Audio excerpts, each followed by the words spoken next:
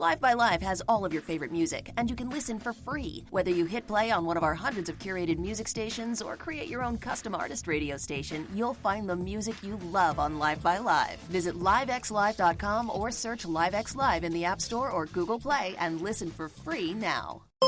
This is a Federal News Network podcast. Agencies now have extensive instructions from the Biden administration on improving diversity, equity, inclusion, and accessibility within the federal workforce.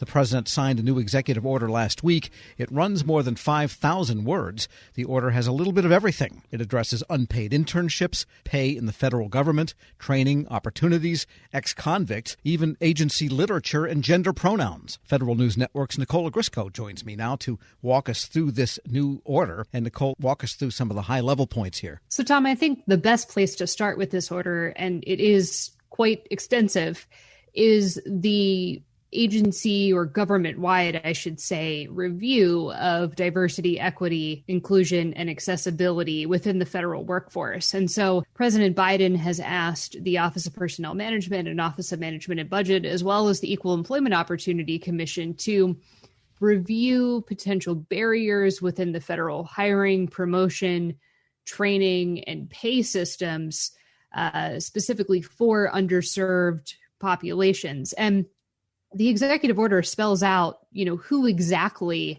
the Biden administration believes or considers underserved populations. And in my mind, this is potentially what is specifically new about this executive order, at least compared to past diversity and inclusion initiatives, is just the scope of this. And so the White House says, this includes people of color, women, first-generation professionals and immigrants, individuals with disabilities, LGBTQ plus individuals, Americans who live in rural areas, older Americans who face age discrimination when seeking employment, parents and caregivers who face employment barriers, people of faith who require religious accommodations at work, individuals who were formerly incarcerated, and veterans and military spouses. So that's quite a long list there.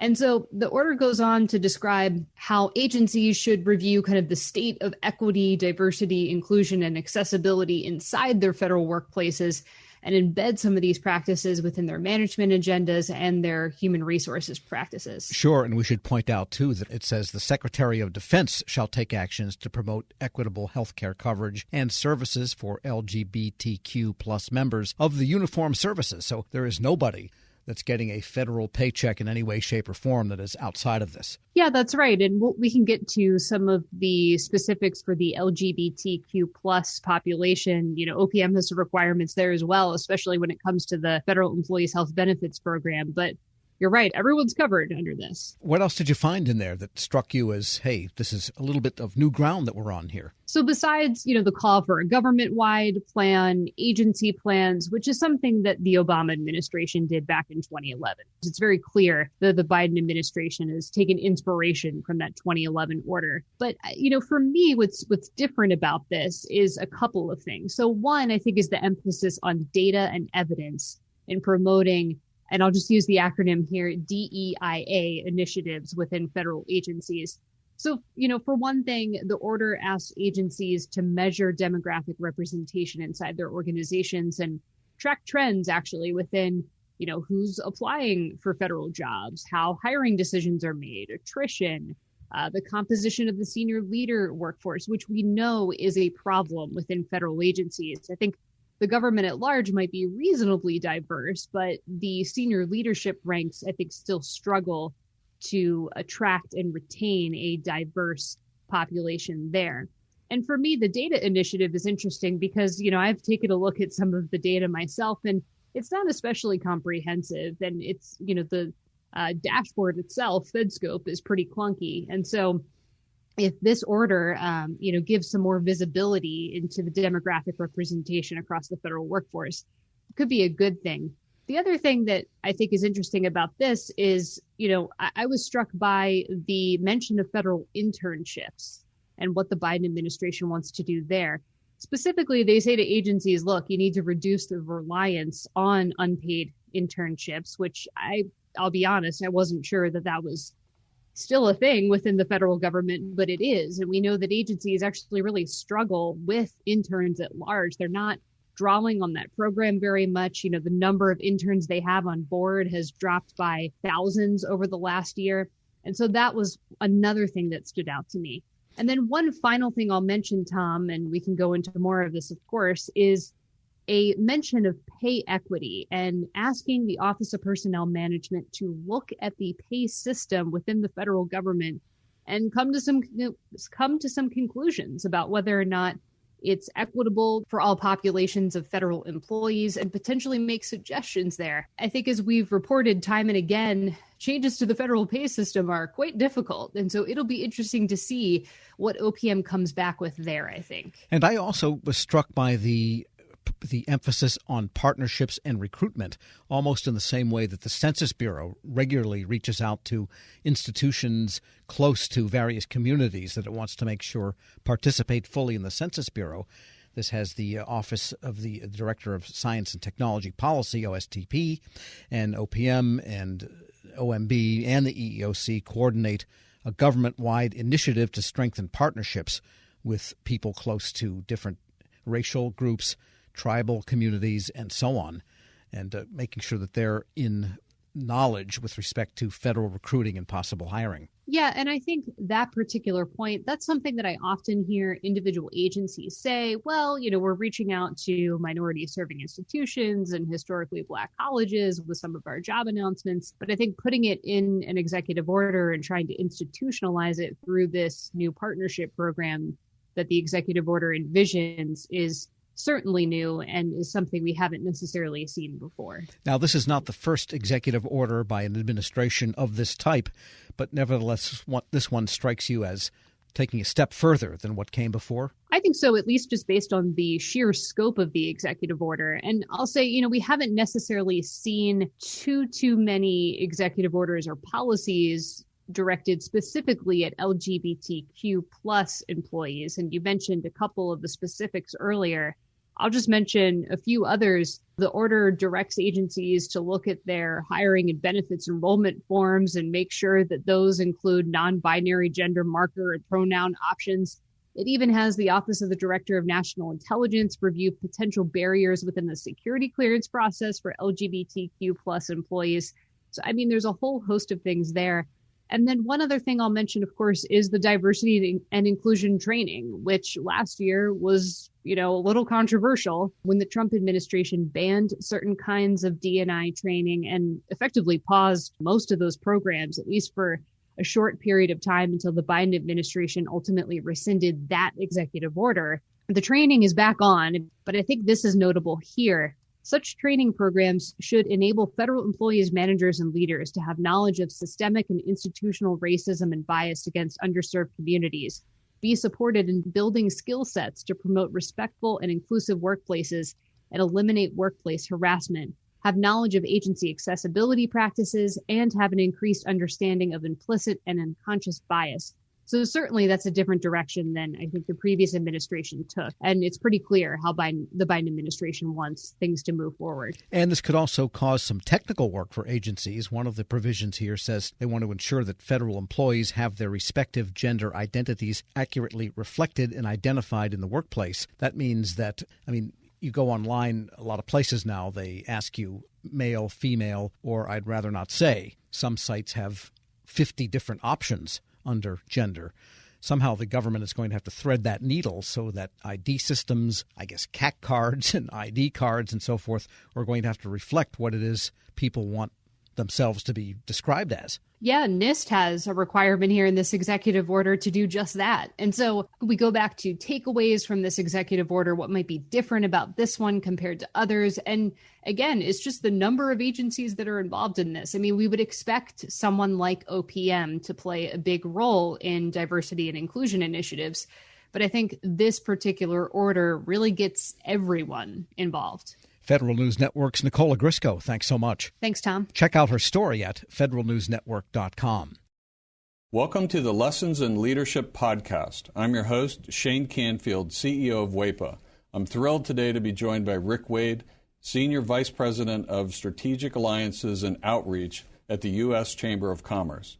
Previously, Rick was a Senior Advisor and Deputy Chief of Staff to Secretary of Commerce Gary Locke. He worked closely with the Obama administration, and he also worked with Congress's Economic Development Administration to foster regional economic development in distressed areas, and with the Minority Business Development Agency to create jobs through the growth of minority-owned businesses. He received a BS from the University of South Carolina and an MPA from Harvard University. Rick, welcome, and thanks so much for joining me. And thank you so much for having me. Look forward to the conversation. Rick, in today's environment, leaders have had to adapt and find new ways to lead with transparency and empathy. But can you tell us a bit about how you've adapted your leadership style? You know, this past year has clearly presented some unique challenges that certainly me or I as a leader have had to adapt. You think about a pandemic, for example, that has placed us in probably one of the most challenging circumstances is sort of lead in a virtual world now. I've not been in my office for nearly a year. And the idea that we don't have the human interaction, which I think is very important when you think about the empathy that is a very important value of leadership. So trying to lead from a virtual environment, Shane, and be empathetic and be sensitive to the needs of others has presented terribly difficult challenge.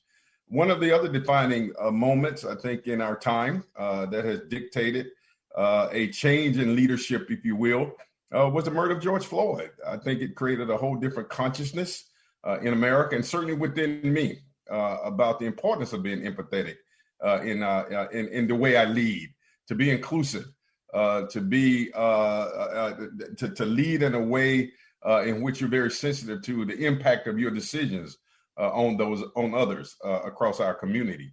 So it certainly has been a challenging year to adapt, but I'm happy to say that I'm still here and we're moving forward. Perfect. Throughout your career, what have been some pivotal moments or lessons learned that have shaped the leader that you are today?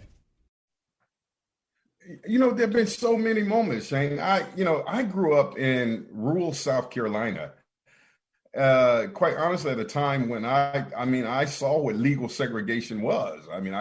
I wasn't able to go to an integrated school until middle school, being bused across town. And I remember, as strangely as it may sound, in 1979, I wanted to run for vice president of my student body at Lancaster High School, a little rural school. And I had to run on the ballot as vice president black, literally. And there was another candidate who ran as vice president white. And the irony of that story is that the following year, I ran for president and I won overwhelmingly. That was a lesson for me in leadership. And the lesson there was, perseverance, have the tenacity, have a vision, and overcoming barriers. And I didn't let the idea that the construct that I had to run as vice president deter me from reaching my bigger dream, which was to represent students. So I know that perhaps may be a small example of leadership, but it really did define how I view myself, the vision that I have, my willingness to fight for change. And that was the beginning. I think that set the foundation of how I lead. And there have been so many other moments. One of the most defining moments for me personally was the massacre at Mother Emanuel Church in Charleston, South Carolina. A very close friend of mine, Senator Reverend Clemente Pinckney, who lost his life. And it conjured up, again, these issues of how deep the divide in terms of race in America is. But it also inspired me to lead even more and to lead harder and to lead with diligence and vigilance to help close that divide. So there have been so many defining moments in my career. I will tell you, even after the murder of George Floyd and my role at the U.S. Chamber of Commerce to galvanize the business community, inspired by that tragedy. And now we have a whole broad, historic, sweeping, what we call equality of opportunity initiative that I'm leading, that I was inspired to develop. And we're bringing together corporations from across America to address what we call equality of opportunity. So my point there, I think, with all of these moments, they've all been pivotal moments at different parts of my life, my career, my journey. And I've seized those moments to make the best of them of what I could. It's fantastic. It's a great, great answer. Many stories. Thank you very much for sharing that.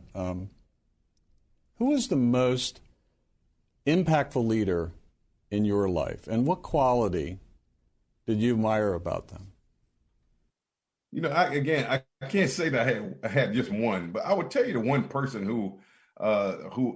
whose historical leadership has inspired me the most, and that is the leadership of Dr. Martin Luther King Jr. And there's so many attributes there that are consistent with my values. But the one part of his leadership was vision. And I mean, the idea that you can have a dream, which we often define and think of his big "I have a dream" speech. But I think that's a really important attribute of leadership, Shane, that you can sort of see beyond the challenges of today and see a better future for people and for yourself. So the idea that leaders have vision, despite the challenges, is seeing a forest despite the trees, it's seeing an opportunity despite the barriers. And that attribute, I think, is one that I embody. I mean, I'm very optimistic, despite the challenges, despite the circumstances. So the whole notion of vision was a very important attribute that I learned and that I've tried to emulate from the leadership of Dr. King. Wow, fantastic. And as someone who's got an extensive background in federal service and out of federal service, what advice would you give to feds looking to develop leadership skills? And you can talk about mid-career, senior career, early career. What comes to mind there? Yeah, listen, I mean, you're aware that I had the fortunate opportunity. We didn't have a Secretary of Commerce when President Obama, of course, I served as one of his senior advisors, was inaugurated. And the president asked me to go to the Department of Commerce to hold the fort down. And that was one of the most exciting experiences in my entire career, not just for the title and the wonderful experiences, but I understood the value of federal employees. And folks forget sometimes, Shane, that we political appointees, we come and go. But the folks who are grinding every day, who are at their desk no matter rain, sleet, or snow, who bring innovations, but yet don't get the credit for it because the political appointees get all the credit. I think I learned something about the humility of being a leader. And I built so many friends who were federal employees, not just at the manager level, but the frontline workers, the administrative assistants. And I was very deliberate. I mean, one of the things that I was most proud of, strangely enough, I was that guy, even though I was senior advisor to the Secretary of Commerce, and my office was on the floor, the top floor. We call it the blue carpet, Shane. But I made a deliberate point to go eat in the cafeteria every day, as many days as I could, just to sit down and talk with employees. And I grew from that. And there were so many times where I took their ideas back to the blue carpet and said, and I told the Secretary Locke, you got to go down and sit down and talk with regular, common, everyday folks. They're in the cafeteria, not in the dining room on the blue carpet. And so he started doing that. So the point is, I think for me, the advice that I would give is to continue to do the hard work. I do think that we should do a better job in government in providing the kind of admiration for those workers as we do the high level appointees. And that may be something that I'm looking to work on myself to help continue to advocate for our federal employees. Those are hard workers. That's where the work gets done. And so I think that's a lesson for me. If there was some advice and counsel I could give, is to continue to do your work, but we have to do our work as leaders of these agencies to create ladders of success and reward and admiration for the hard work that they do. Rick, thank you very much. You've inspired me. These are tremendous insights and stories. I love every single one of them. You've got a fascinating journey in leadership yourself. And thank you very much for sharing that with us today. Well, thank you for the opportunity. Thank you. I'm Shane Canfield, CEO of WEPA. Thank you for listening to today's Lessons in Leadership podcast. And until we see you next time, take good care. Get more out of summer with more from the Home Depot and 4th of July savings throughout the store and online. Whether you're ready to paint a wall, upgrade an appliance, fire up a new grill, or spread color throughout your garden, the Home Depot can help you match low prices with your high expectations for your next project. Whatever plans you have for your home, you can make this a summer to remember With the Home Depot, how doers get more done. At Haverty's, we know that saving money makes people happy. That's why right now you can save $100 off every $1,000 you spend. And our wide selection of quality furniture means absolutely everyone can find something they love. So you'll save more money and walk away even happier. And when you're happy, we're happy. Come in today and get $100 off every $1,000. Haverty's, we furnish happiness.